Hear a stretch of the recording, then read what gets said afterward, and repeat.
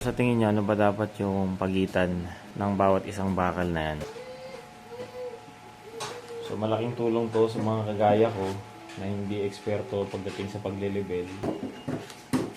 Kung meron ka na ito, madali makapaglibel. Oh, washi. Meron siyang magnet dito, ilalagay mo na lang dito. Tapos pwede mo na siyang i-turn on. Ayan, so ito kagandahan pag may laser, medyo madali siya. Nakalinya na siya rito, kaya madali na targetin. Ito, nakasukat na to. Tapos ito, nakatutok na to dito. Hindi dito sa ibabaw, kundi dito. Kasi na-realize ko, tabingi din pala.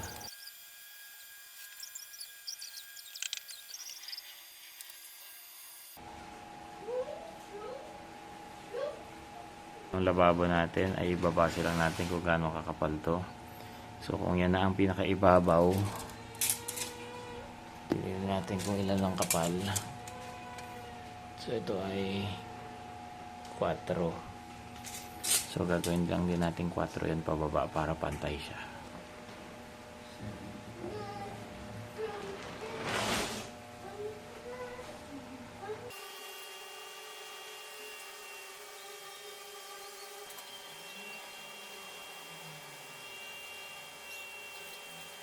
Natapos ko ng layoutan itong ating lababo.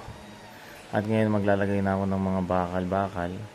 So medyo napansin ko lang ngayon na parang medyo magkakahiwalay pala sila.